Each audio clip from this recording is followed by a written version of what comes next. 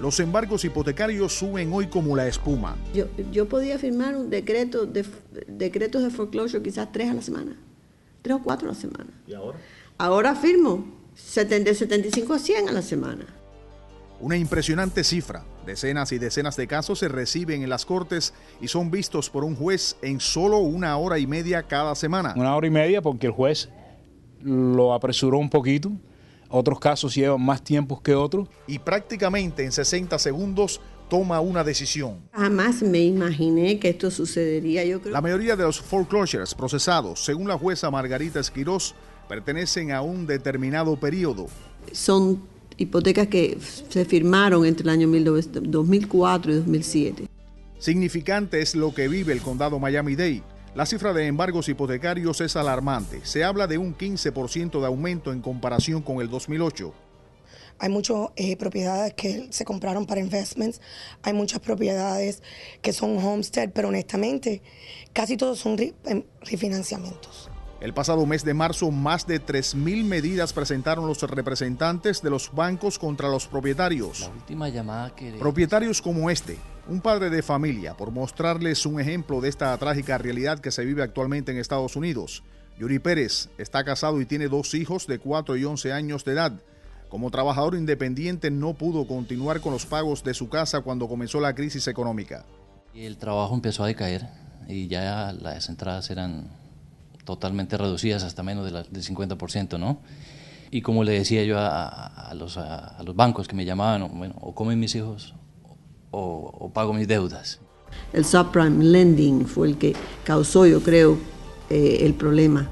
Para la jueza de circuito del condado Miami-Dade, Margarita Esquirós, la crisis de los embargos hipotecarios que explotó en el 2007 tiene un punto clave de origen. Las hipotecas eran siendo dadas por los bancos por cantidades inmensas, enormes, que nadie ha visto nunca préstamos por esa cantidad de dinero. Este es precisamente el factor de la controversia en la actual batalla entre los abogados de los bancos y de las personas involucradas en los foreclosures. La supervisión que debió existir de esos tóxicos préstamos que se hicieron en muchos casos a través del intermediario hipotecario o mortgage broker. No es como las personas se piensan que el banco fue el que hizo el préstamo. Estos préstamos son todos comprados. Muchos de los fraudes que las personas no son hechos por los bancos. Eran todas estas compañías pequeñas que abrieron durante el tiempo que el mercado estaba tan... Eso es mentira. Le están dando el dinero a la persona sin hacer averiguaciones. Y entonces embarcan para hablar en cubano, embarcan al cliente, embarcan al inversionista. La gran pregunta que surge ante esta disyuntiva es: ¿por qué los bancos no chequearon como se hacía en años anteriores los ingresos y los trabajos de esos compradores de casas? ¿Por qué? Porque ellos con ese préstamo y se lo venden a un inversionista. No están prestando su dinero. Otra interrogante es: ¿no sabían los compradores de las casas cómo se había logrado su préstamo y qué estaban firmando? Otro flechazo en la presente tragedia de los foreclosures está disparado hacia los tasadores de viviendas.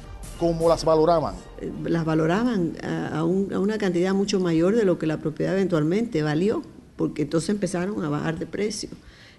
Llegando a la actual situación en la que por años se han incrementado los embargos hipotecarios, ¿están los bancos tratando de ayudar a esas personas o familias que están a punto de perder su vivienda? Los bancos están tratando de trabajar con las personas que tratan de contratar al banco. El problema es que muchas de las personas no tratan de contactar al banco para pedirle tiempo, para hacer una modificación, para hacer un short sale. Lo que le están ofreciendo los bancos a las personas no son suficientes para que esa persona pueda alejarse del foreclosure en sí. Es un número muy interesante que más del 70% de las personas que hacen modificación caen en foreclosure otra vez. Los embargos hipotecarios han sido durante los últimos 3 años la pesadilla de la cual no ha podido escapar ningún grupo étnico o comunidad en Estados Unidos, pero al parecer todo indica que los latinos son los más afectados. Hay una variedad, hay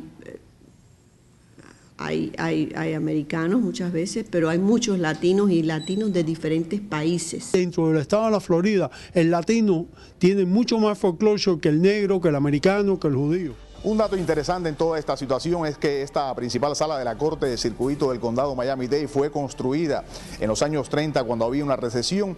Ahora está remodelada también en una recesión y recibiendo muchos casos de embargos hipotecarios.